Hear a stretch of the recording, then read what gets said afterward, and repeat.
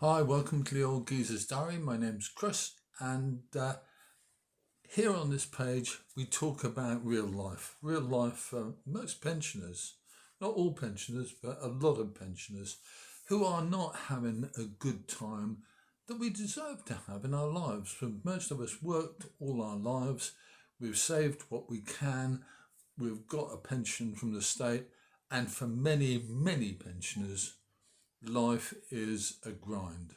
Life is a pain because they don't have enough money to even live decently, let alone live well.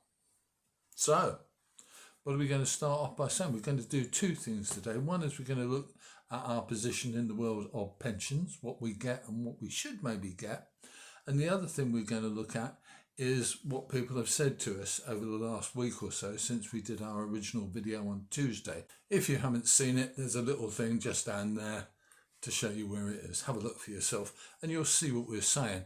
The thing I want to first of all urge you to do is have a look at some of the comments on that original video that I did, because so many people have taken the time and trouble to write down what their situation is.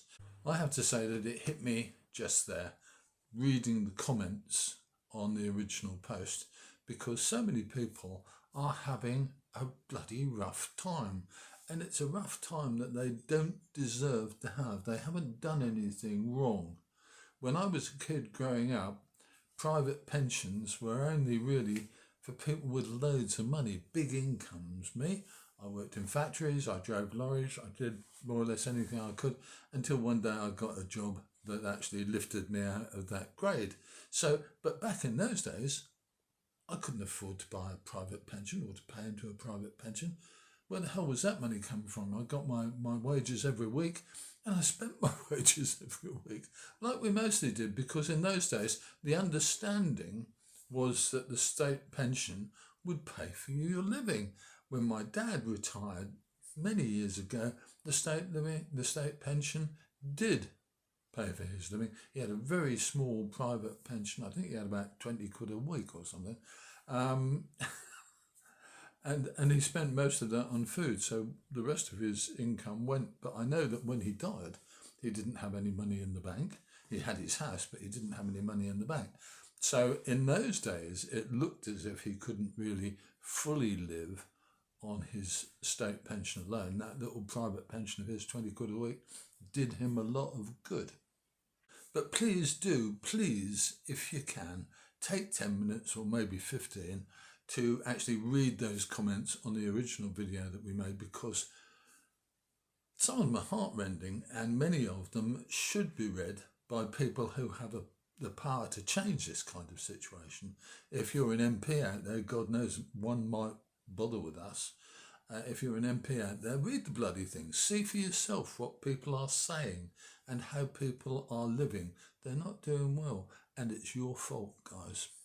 The other thing I want to talk about today is pensions and where we are with pensions. I've got a graphic that I'll show you in a moment, and what that shows you is our position against other similar countries as far as pension is concerned. Across Europe, mostly, living expenses seem to be pretty well the same. Living expenses run at about, for a single one-off person, living expenses run at about 800 quid plus things like rent. They don't include the rent. Why? I do not know. But for most of us Northern Europeans and Europeans in general, our cost of living is around 800 quid a month. Take the nails out of that, guys. We are the sixth best off country in the world, best off economy in the world, gross domestic product. We're the sixth biggest in the world.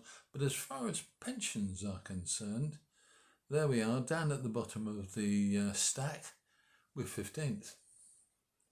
And our maximum pension, the maximum state pension you can get, is about 70 or 80 quid above your actual cost of living as an individual person, not including rent. Work the nails out of that, bud. The interesting bit of that is what other people get.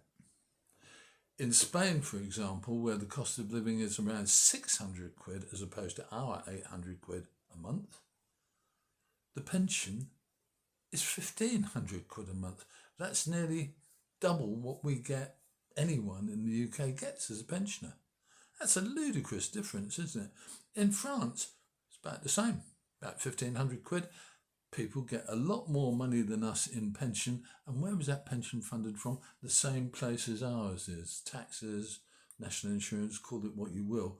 Those incomes that go into the government to pay our pensions come out in a very different way, and people live a much better life than we can afford to live if we're on the basic state pension, or a version of the basic state pension, i.e. it's got a few extras kicked in and whatever.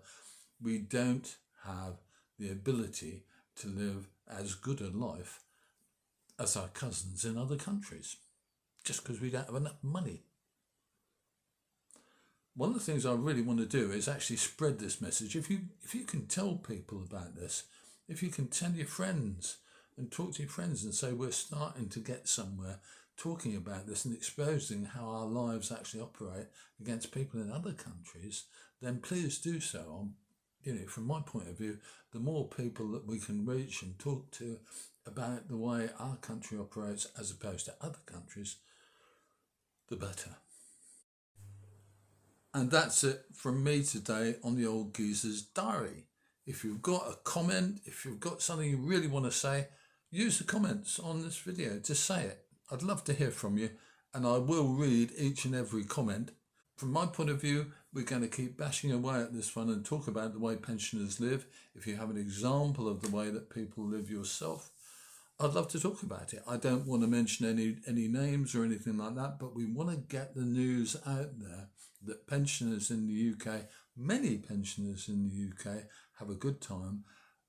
Even more pensioners in the UK keep their traps shut because they don't. Let me know what you think. Let me know what you've got to say. I'm Chris. This is the Old Geezer's Diary. I will see you soon.